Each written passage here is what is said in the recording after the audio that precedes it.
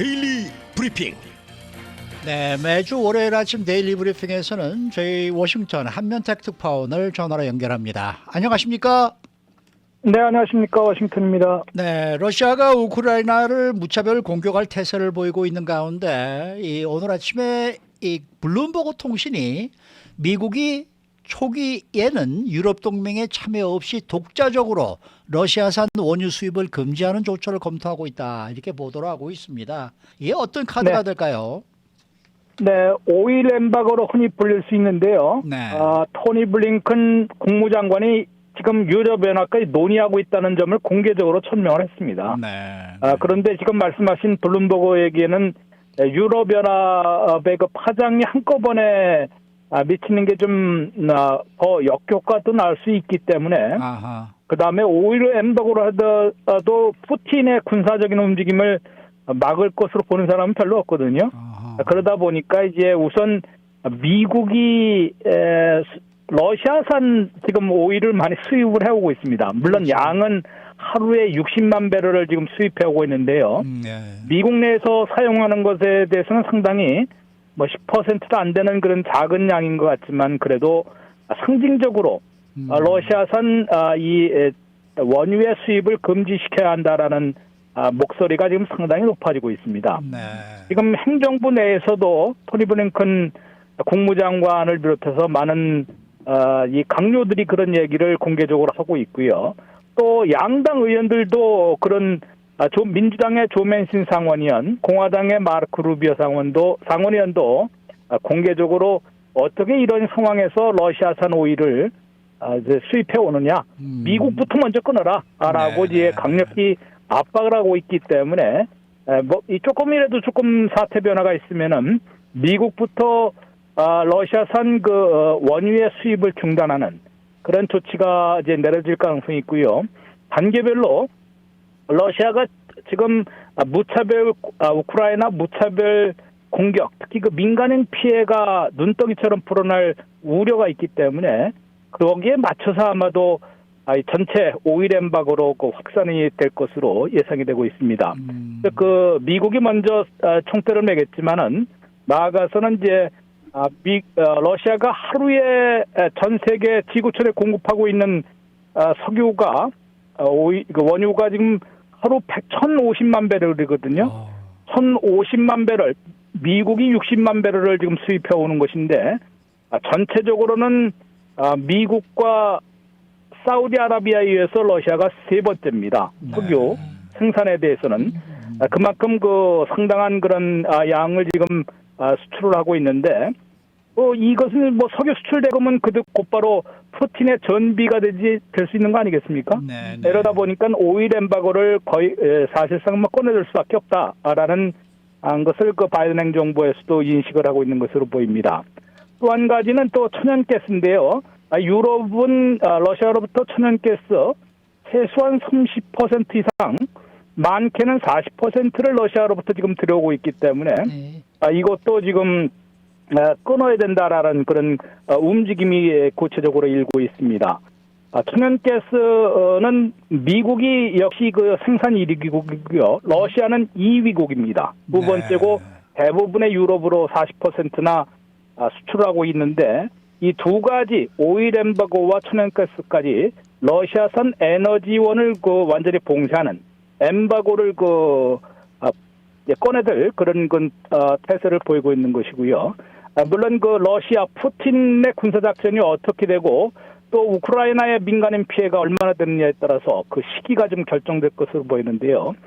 이런 오일 엠바고가 봉쇄가 된다면 지금 금융제재에도 영향을 좀 달라지거든요. 그렇죠. 지금 그 금융 거래를 금지시킨 것이 주요 스위프트에서 제외된 것이 예외를 둔 것이 지금 바로 이 석유와 천연가스 수출 대금은 지불할 수 있도록 돼 있기 때문에 예외로 둔 것인데 이것마저도 모두 막히는, 그다음에 또 외환 보유고를 처분하지 못하게 러시아 중앙은행에 대한 금융제재도 이미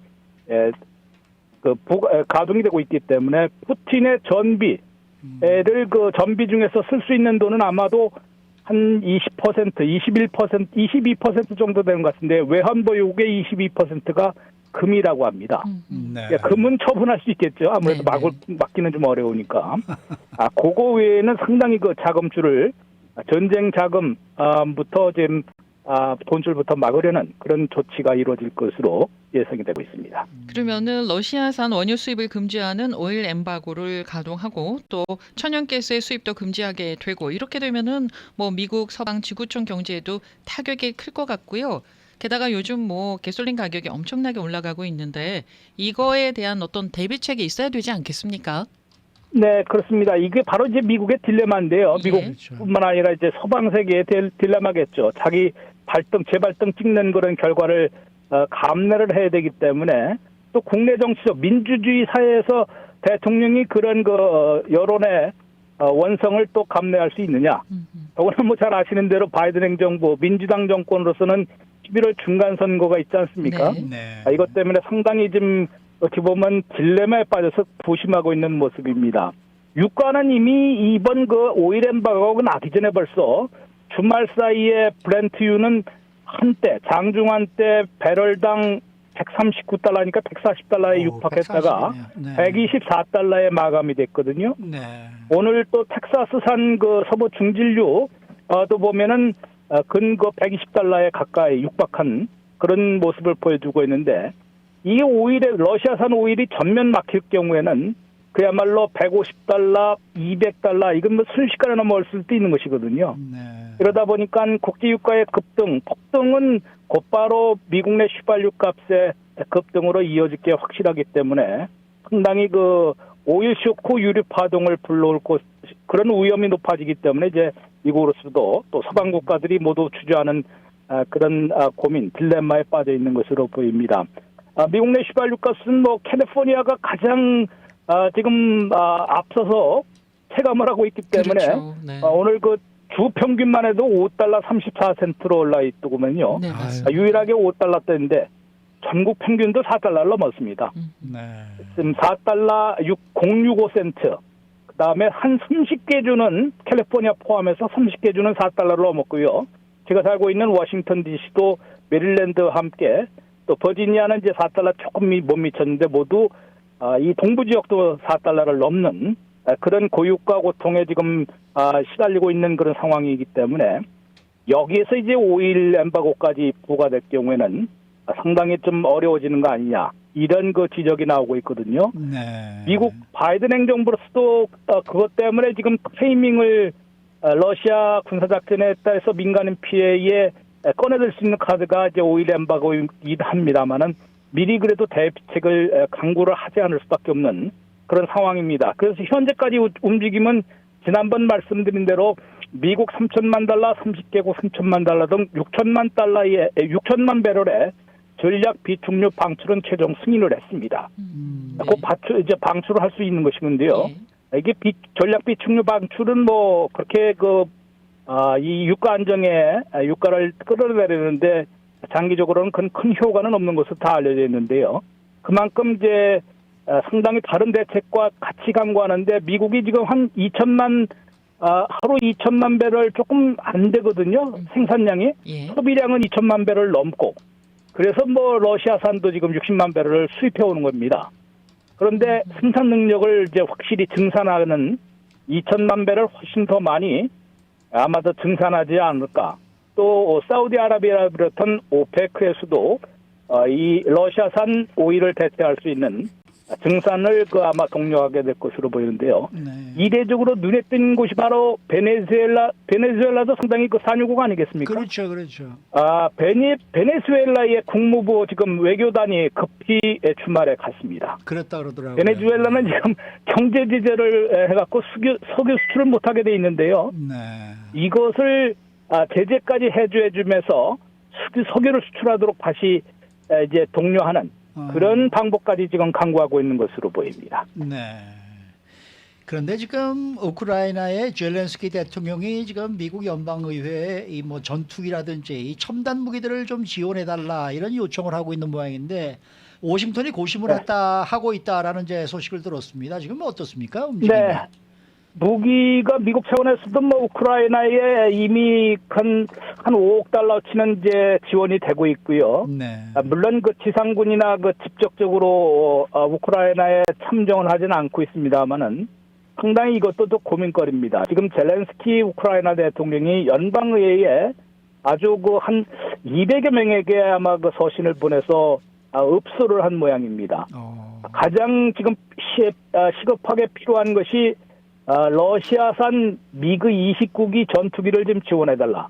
미국이 29기를 갖고 있는 건 아니지 않습니까? 네. 그렇죠. 미군기의 그 F-35나 이런 게 들어가 보면 그야말로 전쟁입니다. 그거는. 그렇죠. 그렇죠. 이러니까 미그 29기를 갖고 있는 나라가 지금 나토 동맹국 중에서 폴란드 같은 나라가 있다고 합니다. 옛날 29기 그 러시아제를 갈고 있었겠죠. 그래서 폴란드의 그 미그 29기를 우크라이나 조종사들이 조종할 수 있도록 좀 해달라라는 무기 지원, 이제 첨단 무기 지원의 그런 요청까지 지금 미국이 받아들고 있는 것이어서 폴란드를 통해서 그 미그 29기가 가장 그 최신의 기라고 하는데요. 같은 러시아의 같은 미그 29기와 같이 싸우도록 하는 뭐 그런 상황으로 지금 번질 수도 있는데요.